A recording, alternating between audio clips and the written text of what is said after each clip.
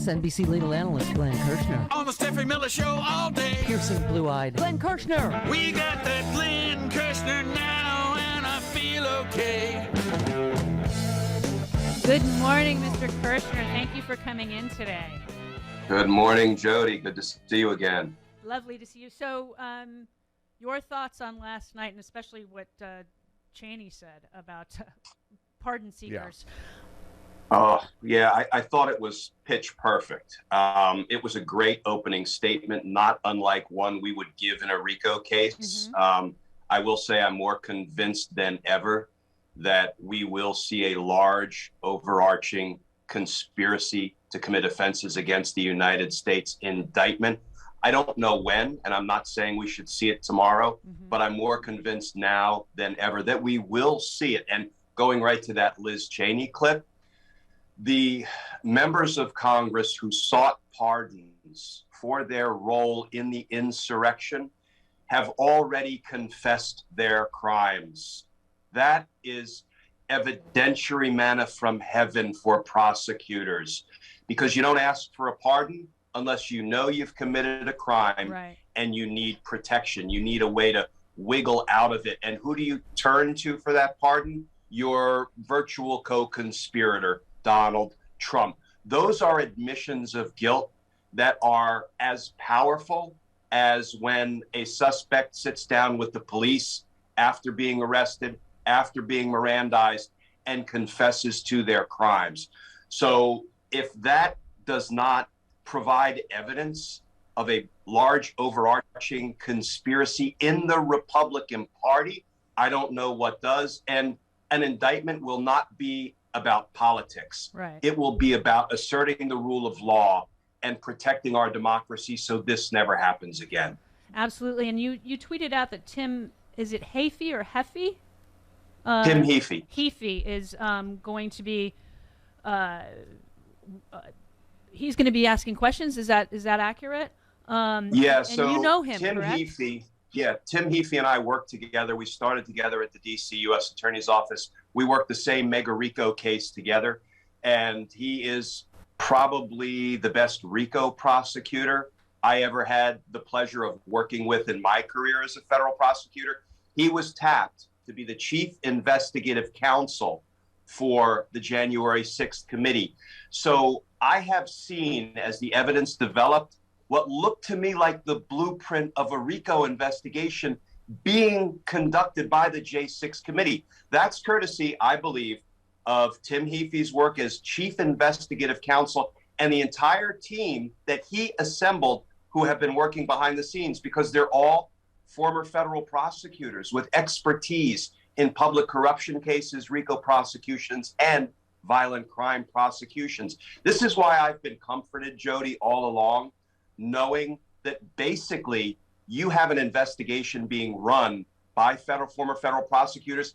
It's just being run in a very unorthodox place in Congress. Right. But it's also going on behind the scenes at the Department of Justice. So once those 1,000+ transcripts are turned over to the DOJ that the J6 committee has created, it's on. I'm sorry, it's on. Yeah, because you wrote an article about, how sometimes DOJ wants the first bite at the apple. But with Iran-Contra, obviously there was a problem because immunity was given to certain people by Congress versus, hey, don't do that. So do you think what's happening now is like, don't give immunity to people to testify before we get a bite at them? Is that what you think is happening? Jody, that's a perfect example, because I think that highlights the fact that there has been coordination behind the scenes between the J6 committee and the Department of Justice, which is not inappropriate, unlawful, or unethical. Right. It's smart. It's tactically savvy, because, look at Iran-Contra. Congress, in its zeal to get testimony from Oliver North, gave him immunity. And what ended up happening? The DOJ, after that, indicted him, tried him, convicted of, I believe, 3 felony crimes.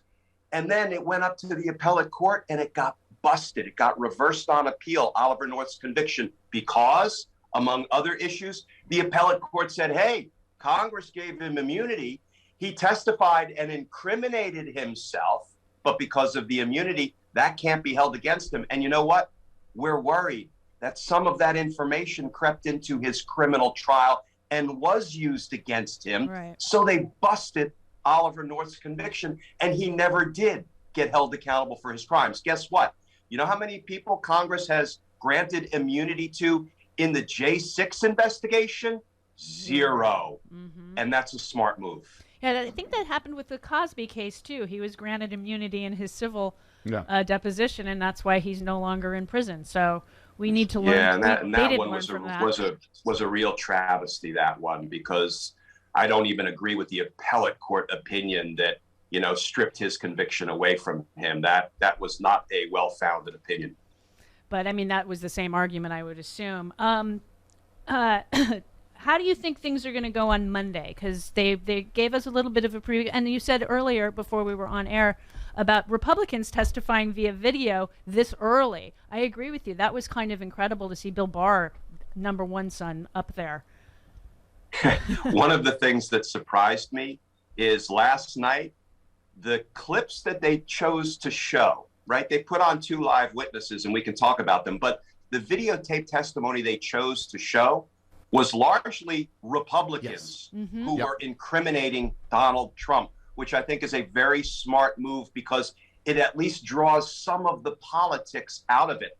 I did not expect to see Bill Barr as the first video witness in last night's hearing. But when he said Donald Trump's claims of election fraud were bull S, and I told him so.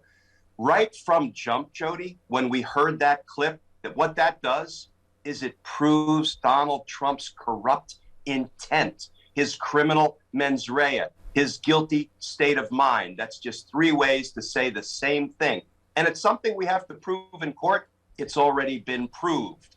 So let's get this indictment show on the road. So, but it was not only Barr, it was Jason Miller and Mark Shore and that Republican pollster who told Donald Trump, "You're losing, sport, get over it." I mean, they reinforced that over and over with Republican voices, not with Democrats. Right. And then the icing on the cake is Ivanka, his daughter, who says, "I don't believe my father." I'm paraphrasing because what she said was, "I believe Bill Barr. Yeah. My father lost." Yeah. What is that? The next sentence, had she opted to say it, would have been, "My father's a great big liar."